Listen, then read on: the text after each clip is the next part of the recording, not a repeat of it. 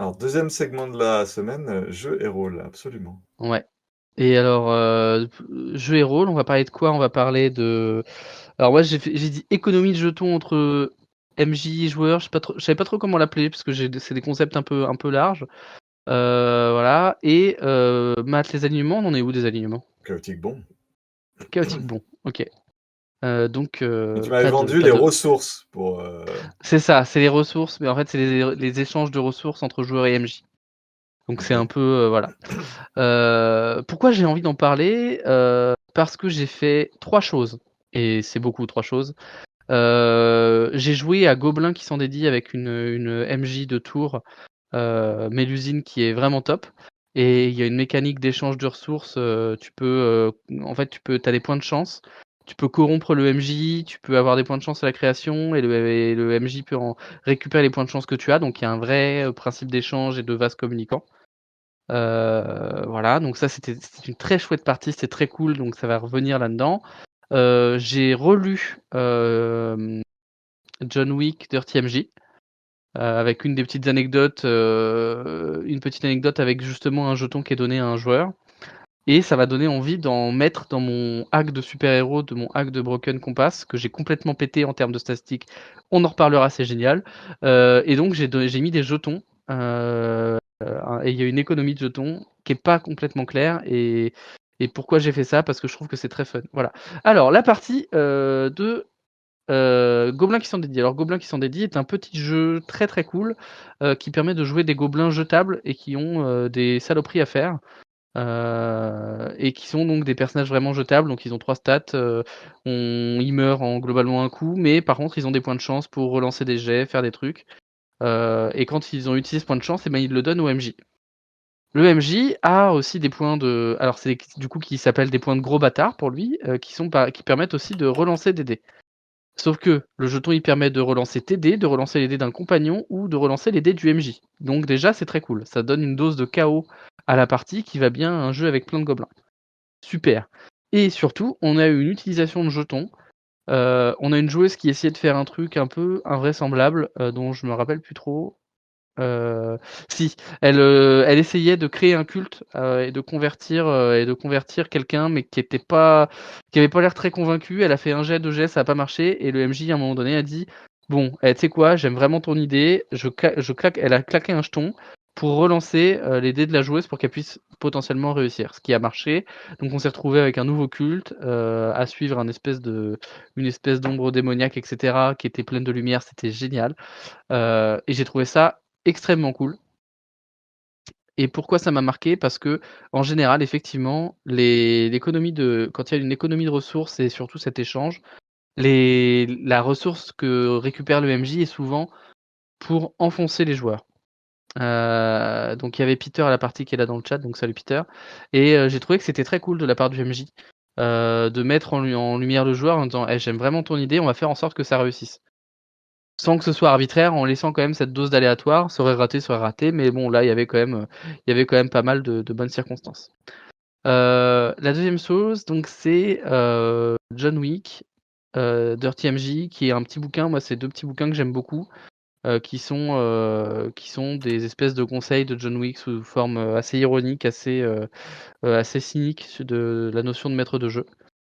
Qui est le principe de base, c'est soyez des gros bâtards et faites-en chier à vos joueurs, ils vont kiffer, mais faites-en chier avec un certain set de règles, ne les tuez pas gratos, ça ne sert à rien, enfin bref, faites-les souffrir et ils vont kiffer. Et il y a une des petites anecdotes où il donne un jeton noir à une joueuse qui lui dit bah écoute, tu peux te servir de ce jeton quand tu veux pour réussir instantanément toute action que tu entreprends. Par contre, ça a des conséquences, mais elle ne sait pas quelles conséquences. Et la joueuse, eh ben, ça reste sur son esprit, ça reste sur son personnage. Elle a toujours ce jeton, et lui, il la titille en disant bah écoute, là, c'est vraiment la merde, tu peux utiliser ce jeton. Du coup, la joueuse l'utilise pas, mais il y a cette pression, et peut-être qu'à un moment donné, elle va l'utiliser. Et on a eu du coup ma partie de Broken, ce que j'ai appelé Broken Heroes, cette espèce de hack horrible de Broken Compass où j'ai tout pété. Et où bah, je me suis dit, mais en fait, c'est une idée trop cool. Et j'ai donné un jeton à chaque joueur autour de la table. Et je dis, bah écoute, au moment où tu utilises ce jeton, eh bien, tu réussis ce que tu entreprends. Mais voilà, je lui dis: «Il y a pas de conséquences, il y a pas de conséquences» et j'ai dit: «Peut-être». Donc ça veut dire que peut-être plus tard, je pourrais me resservir de ces jetons pour faire quelque chose. Et du coup, je trouve que c'est quand même un truc intéressant. Ça permet plusieurs choses.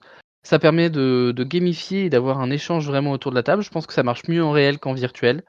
C'est une mécanique qu'on retrouve beaucoup dans les jeux dans les 2D20, donc les jeux de Modifius.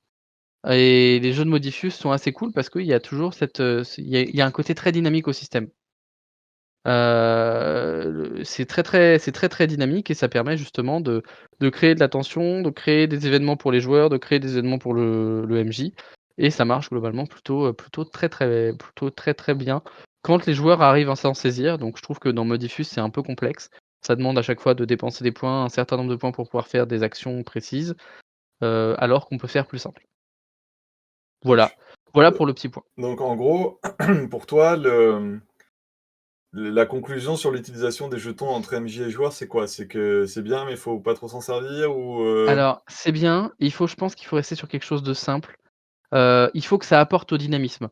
Il faut pas que ce soit une denrée de plus à devoir compter, et à devoir dépenser, à devoir calculer. Je pense qu'un jeton justement, vraiment un jeton physique, que tu donnes et que tu reprends et que tu récupères et machin, ça marche super bien. Et il faut surtout le sous-texte, il faut surtout, aussi ne pas hésiter à le faire pour, faire briller les joueurs et les personnages du coup, les personnages des joueurs. Parce que souvent, on a envie de se dire: «Bah, tiens, là, le jeton que j'ai fait utiliser à Peter où il a fini par l'utiliser pour pas se crever ou être, gravement blessé, bah, peut-être que je vais l'utiliser pour lui faire une crasse à un moment donné et que je vais l'invoquer. Mais peut-être qu'à un moment donné, il va entreprendre une action et je vais dire: «OK, c'est vraiment très, très cool, donc boum, je vais donner je vais donner ce jeton pour qu'il puisse réussir quoi». par Hem, ailleurs, quand tu vois un jeu comme, comme Fate ou Icon, parce que ouais, où il y a c'est des jeux vraiment où le jeton est important puisque les joueurs vont prendre des jetons et vont, pour, utiliser des jetons pour invoquer leur super, feat et les mettre au milieu et le MJ peut les prendre pour invoquer des feats des alors pour le coup, ouais, effectivement, quand il l'utilise, c'est ce que tu disais, il l'utilise vraiment que pour déclencher des saloperies pour les joueurs. c'est ça. Et donc ça, pour le coup, c'est moi, je trouve ça c'est pas mal. Pourquoi? Est-ce que ça respecte ce que tu dis, la simplicité, c'est on utilise les jetons que Ouais, pour ça. Mais les joueurs ont que 5 trucs qu'ils peuvent vraiment faire avec leurs jetons, donc c'est pas non plus ultra compliqué oui. et le MJ quand il pose un jeton, c'est vraiment pour, envenimer la situation de manière, presque Mmh. symbolique, et ça pour toi, c'est pas ça reste bien, trop compliqué, Alors pas ça bien? reste bien, moi je l'ai fait avec, j'ai fait alors c'était des points de détermination dans mon équivalent Game of Thrones qui était un hack de Dune, où pareil c'est une mécanique de vase communicant, de dépenses et cetera et en fait, les joueurs ont mis beaucoup de temps à s'en servir. Peut-être que j'ai pas bien introduit la mécanique et ils s'en servaient très peu et donc ça donnait un truc qui était pas utilisé. Donc en fait, quand c'est trop complexe, quand c'est trop compliqué, à mon avis, ça perd son intérêt. Je vais rebondir juste, on a un commentaire de Freux, donc de Geekpowa, donc coucou, copain. Je trouve que les trades entre MJ et joueurs ont souvent tendance à sortir de la narration et c'est rarement bien fait. J'adore Fate par exemple, mais à partir du moment où ça empiète sur la narration, ça me gave. Donc ce n'est que ton avis et je suis assez d'accord. C'est pour ça que le jeton que tu poses, en fait, tu l'expliques en amont, le jeton que tu poses, ça marche très bien. Juste, bah, Peter, il a pris le jeton, il me l'a tendu et j'ai dit: «OK, bah, décris-moi comment ça se passe, comment tu te sens de la situation». Et moi, j'ai pris le jeton, je l'ai mis dans un endroit pour pas le perdre et je sais que je vais pouvoir m'en resservir plus tard. Et je pense que justement un truc que tu expliques en amont et qui est vraiment un token physique que tu paf, que tu déposes, je pense que c'est pour ça que ça marche mieux en vrai qu'en virtuel, c'est pas mal du tout, quoi. Oui, ça, je suis d'accord sur le côté physique, le jeton, Ouais. par Ouais, c'est enfin, vraiment un token, quoi. c'est C'est vraiment vraiment un le objet token, physique et ça ouais. symboliquement, enfin, il y a un truc fort au niveau de la table qui se passe Ouais, quand tu poses un jeton qui a une c'est c'est clair ça. qu'en virtuel, tu peux arriver à faire un ersatz avec des tables, comme, Miro, qui sont des tables où tu Ouais, peux déplacer un PNG vers quelqu'un et donc techniquement, ouais, il existe, mais ce sera jamais aussi fort que si tu mets ta chips de poker ou je sais pas c'est quoi, ou ça. ton Bah, Oya, sur la table et je crois que la première fois que je les ai déposés, en fait, j'ai fait le tour des joueurs et j'ai déposé, en fait, tu sais, par-dessus l'épaule, j'ai posé le token, tu vois? Paf, paf, paf, paf, j'ai expliqué et du coup, comme ça, voilà. Le trade sur le 2D20 est beaucoup trop lourd, ça part d'une bonne idée, mais sur un jeu ultra RP comme Lune, ça sort bien trop du jeu. Bah, je suis complètement d'accord. C'est pour ça que je pense que il faut rester sur des mécaniques plutôt simples. et vraiment la manifestation physique marche bien. En tout cas, Là, dans Fate, moi, pour l'expérience que j'ai eue sur Fate, ça marchait pas trop mal parce que, comme je te dis, c'était ouais. simple, Mmh. efficace et les joueurs, en fait, ont envie de l'utiliser. Pourquoi? Parce que la majorité des super traits qu'ils ont sur leur fiche, s'ils veulent les déclencher, ils doivent dépenser des jetons. Ouais. Sinon, Oui. leur super fit, leur super trait, bah, ils s'activent pas, quoi. Donc, Ouais. ils ont envie de les dépenser pour les activer, ces super traits. Sauf que dès qu'ils l'activent, bah, hop, le jeton, il arrive dans la main du MJ. Et le MJ, quand il a le jeton, lui, il a envie de l'activer, le jeton, pour faire « Ah ah, Ouais. grâce à ce jeton, je déclenche le super pouvoir de mon méchant en face. » Ça marche bien dans Icon avec les super Mmh. vilains et les super-héros. Mais Ouais. donc, sur Fate, j'ai jamais eu de cas où les joueurs oubliaient de dépenser leur jeton. Mais ça, parce que dans la mécanique, c'est une obligation. Enfin, tu peux pas Mmh. jouer si tu dépenses pas les jetons, en fait. Enfin, tu peux Oui. jouer, mais tu peux Oui, oui, pas donc déclencher t'exploites pas tout, quoi. t'exploites pas, même tu joues pas ton Mmh. personnage avec t'as marqué je veux l'épée magique qui lance des flammes, je dis des conneries, bah oui, mais tant que t'as pas dépensé Oui. le jeton, elle lance pas de flammes, elle est pas si magique que ça. Donc déjà, voilà, t'as envie de le faire, quoi. Yes. Petit message de Freux aussi: «Et les éditeurs oublient souvent un truc, mettre les règles de trade sur les fiches», et effectivement. Mais, c'est un point que j'aborderai plus tard dans une autre prochaine émission, mais tu seras, bienvenu sur les fiches de personnages et comment on fait une bonne fiche de perso. Ou en tout cas, comment on fait une mauvaise fiche de perso, parce que des fois, c'est souvent plus facile de faire des mauvaises fiches que des bonnes fiches. J'ai plutôt fini mon jeu. Très Est-ce que bien. tu nous passes au rôle, monsieur alignement? Le rôle, donc effectivement, nous allons terminer la dernière triptyque des alignements. On va donc aborder les chaotiques. Et donc le chaotique bon, le fameux chaotique bon, qui est aussi un alignement que les joueurs adorent, prennent souvent. Parce qu'ils se Oui, disent que s'ils prennent chaotique, moi j'aime. ils peuvent faire ce qu'ils veulent, et mais en même temps, ils sont gentils. Oui. Alors, je dirais que pour moi, chaotique bon, bah, c'est pas si facile que ça à jouer, très clairement. Et je trouve que bah, moi, si tu veux, d'après moi, un chaotique bon, il va falloir un peu se sortir les doigts au niveau du RP. Mais Faut j'y toujours se reviens, sortir les doigts. tout à fait. Le chaotique bon, quand on dit chaotique bon, à quoi on pense? Beaucoup de gens vont tout de suite dire: «Ah, chaotique bon, Robin des Bois». Moi je suis pas d'accord avec ça, pour le coup. On peut considérer, parce que il enfreint les lois et il redonne aux pauvres pour voler aux riches. Sauf que, pour moi, Robin des Bois, par exemple, c'est un loyal bon caché. C'est le gars, il sert son roi, le roi est parti. En gros, qu'est-ce que fait quand c'est Oui. un vilain souverain qui prend la place? Et alors que dès que Richard Cœur de Lion revient, il revient dans Robin des Bois revient dans la norme, et il va servir son suzerain et ça redevient un noble qui sert son suzerain. Donc il enfreint. C'est Est-ce qu'il enfreint les règles il Non, affronte un despote, tu vois? non, parce que la plus grande règle, c'est le devoir d'insurrection face à l'injustice, évidemment.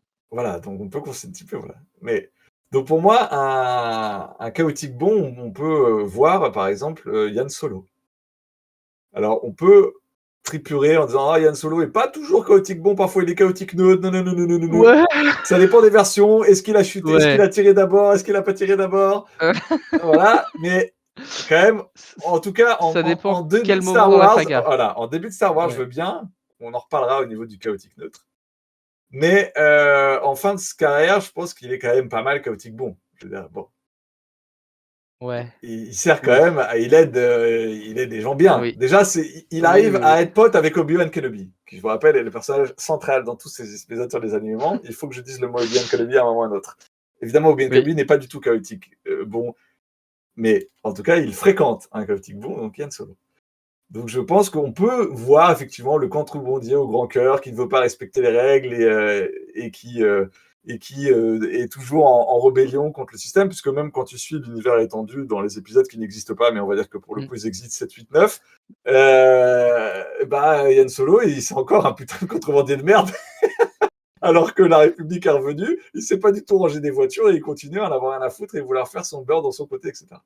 mmh, Donc, ok, on peut regarder ça comme ça. Mais pour moi, effectivement, le chaotique bon, c'est quelqu'un qui doit donc toujours servir le chaos au sens premier du terme. Donc, il ne doit mmh, jamais être pour l'ordre. Et c'est là où on avait parlé de la figure de l'anarchiste. Et pour moi, on peut arriver à jouer un anarchiste, mais l'anarchiste, comment dire, euh, presque mythique. C'est-à-dire, si on prend l'anarchie tel que c'est à l'origine, c'est-à-dire qu'on considère que les hommes n'ont pas besoin d'une force qui les écrase, mais qu'ils sont bons de nature et qu'ils peuvent tous s'entendre et qu'ils peuvent être leurs propres maîtres et respecter les autres, etc. Et donc, on peut arriver à vivre tous ensemble. Donc, il y a un côté bon là-dedans. Mais je ne veux pas de Dieu, je veux pas de loi, quoi. Donc, je suis chaotique. Et si vous décidez de jouer à un chaotique bon dans votre groupe, vous allez devoir, enfin pour moi, le RP, vous allez quand même, donc vous décidez de jouer un anarchiste, un mec qui est là pour renverser toute forme d'ordre et de choses trop organisées, vous allez avoir un RP qui est complexe. Parce que être à chaque fois, vous mettre en opposition, et chercher à chaque fois, évidemment, vous trouvez toujours un moment où il y a un noble qui, même s'il essaie de faire le bien, parce que dans les jeux de rôle, parfois, les nobles essaient de faire le bien, c'est des jeux de rôle, c'est la fantaisie. Mais parce que je peux dire que les nobles au Moyen-Âge, ils étaient. Bon, est-ce qu'ils essaient à faire le bien? J'en doute. Peut-être, certains, peut-être. Oui, disons que, bon, dans mes quelques lectures sur les histoires du Moyen-Âge, la noblesse française n'avait pas un amour particulier pour ses pécos. Hein. Et en tout cas, bon, c'est des pécos, quoi. Et donc, tu vas toujours vouloir te rebeller, tu vas jamais accepter d'être un vendu. Et je pense que se tenir à ça, c'est quand même un sacré défi pour le joueur, mais c'est aussi un putain de défi pour l'équipe. Parce qu'il est possible En fait, oui. que l'équipe C'est en très face chiant se pour dise l'équipe. putain, il me pète les couilles, lui, à jamais vouloir, etc. Donc, Oui. le côté bon fait que vous allez d'abord vous sacrifier, hein, toujours vous mettre en avant, et que vous allez toujours vouloir aider la veuve et l'orphelin, et que vous faites tout ça avant tout pour les autres. Et donc, je pense que c'est au bout d'un moment, si vous voulez le jouer sur du long terme, ça va rapidement, comme d'ailleurs les loyaux, hein, bon, ça va rapidement, pour moi, être quelque chose qui peut facilement tomber dans une névrose un peu dure. Et en tout cas, le monde en face de vous va vous obliger à changer. Ah, mais oui, mais je crois que je sais. On va attendre le 9e épisode, mais parce que la morale, je la connais. Hein. C'est Hein? mettez de l'eau dans votre vin et cassez pas les couilles. Je vais pas les aligner. Non, pas du tout. Pour moi, c'est pas ça. C'est est-ce que quand il y a marqué un alignement sur votre Oui. fiche, est-ce que vous pouvez créer un RP intéressant? Oui. Donc voilà. Donc pour moi, chaotique bon, en fait, mon conseil, c'est essayer vraiment au début, en tout cas, évidemment, après vous allez vous améliorer, de le prendre à bras le corps. C'est-à-dire de pas juste vous dire ah, je prends chaotique parce que comme ça, j'ai fait ce que je veux, mais je suis bon parce que je suis quand même un gentil. Non. Pensez à l'anarchiste et qui est prêt à, s'il faut, pensez à, je sais pas si vous êtes, les gens connaissent, mais Baden-Baden, tous les groupes en fait d'anarchistes allemands dans les années 70, c'est des groupes qui étaient donc extrêmement gauchistes et qui étaient très anticapitalistes et qui ont fait des attentats. Ils ont posé des Bah oui. bombes, etc. Mais Moi, je pensais à la IRA, quoi. ils ne voulaient pas tuer des gens. Pour le coup, à chaque fois, ils bombaient des banques vides, des bureaux vides, etc. Il se trouve que malheureusement, un jour, il y a un passant qui est passé et qui est mort, et c'est pour ça qu'après, ils ont été poursuivis et ils ont été démantelés, etc., et qu'ils ont eu des soucis, etc. Mais à l'origine, ils n'essayaient de bomber que des zones où il n'y avait pas de civils. Ils bombaient, comme tu dis, des banques vides la nuit, alors, ils bombaient quand même, hein, ils détruisaient des bâtiments, des choses comme ça. Non, mais voilà, c'est pour te dire que je pense qu'eux, ils pensaient faire ça pour le bien et pour le bien de l'humanité. Donc, voilà. Donc, pensez que si vous jouez un chaotique bon, vous pouvez jouer un mec qui est prêt un incendiaire, qui est prêt à brûler, même si qui est clairement prêt à se salir les mains, ouais. qui est prêt à se serrer les mains. Clairement. Donc, vous êtes un résistant, quoi. Mais un résistant qui sera toujours dans la résistance. C'est-à-dire que vous êtes en résistance en permanence, mais le jour où votre camp gagne, normalement, vous devez tout de suite repasser, à moins de vous voulez changer votre alignement et là, la logique, ce serait que vous repassiez encore dans la résistance de cette nouvelle chose installée. Vous êtes en permanence en révolte. Oui, c'est-à-dire qu'il est même pas censé avoir, enfin, en tout cas, tel que je le perçois, comme un anarchiste, il est pas censé vraiment avoir de camp. Tu vois? Si, Il vous y a êtes des dans le clans camp des faibles, vous êtes dans le camp de ceux qui sont oppressés, Exactement. quand même. Mais c'est pas en fait, c'est pas un camp. C'est pas un vrai camp. C'est une idéologie, mais c'est pas un vrai camp. Ça dépend. C'est laisser chacun s'autogérer, quoi. Donc à un moment donné, bon. Oui, mais dans un setting donné, dans n'importe quel setting, tu peux très facilement pointer du doigt, c'est eux qui sont opprimés. Donc c'est pour eux que je vais me battre. Donc tu rejoins leur camp. Mais voilà. Mais pour finir, le truc rigolo, justement, partant de ça, vous jouez un chaotique bon, vous avez l'habitude d'aider les gens opprimés, vous voyez des gens opprimés, vous allez vous en occuper, puis vous vous rendez compte que les gens opprimés sont une secte avec des des caractéristiques douteuses. Ils Ça peut être deviennent qu'ils sont tous, oppresseurs. ils sont tous méchants là-dedans, hein, entendons-nous. Mais il y en a certains, ils sont cannibales, ou il y en a certains, ils tuent des gens pour invoquer des dieux noirs. Vous pouvez parfois mettre votre chaotique bon dans des situations compliquées. Ouais, bah oui. Et effectivement, ça peut vite être un aliment chiant pour un groupe. Mais de toute façon, tout ce qui est chaotique en soi. À un moment donné, forcément, c'est moins facile à gérer qu'un loyal, je dirais, comme ça. Ce sera ma première conclusion sur les chaotiques, on continuera, mais oui, un chaotique, Chaotique, t'es chiant.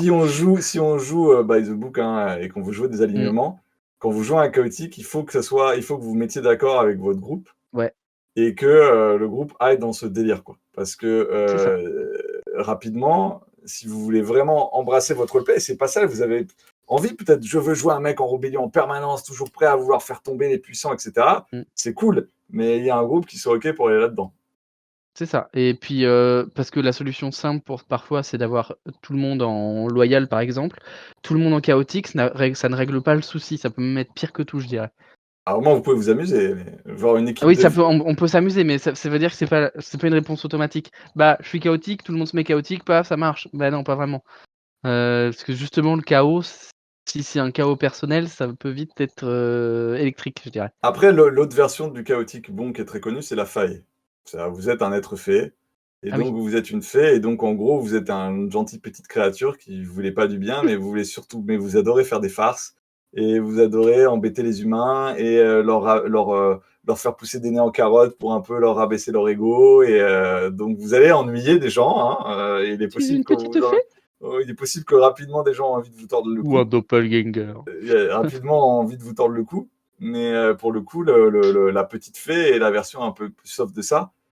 Mmh, Mais en tout cas, ce qui est certain pour le chaotique bon, il y a une bonne chance, c'est qu'à la fin de la campagne, votre mmh. chaotique bon, socialement, il termine là où il a commencé, hein. C'est-à-dire, en gros, dans un Ouais, niveau un peu clodo, toujours en rébellion, et qui doit déprimer parce que le monde continue à être horrible et pas du tout bon.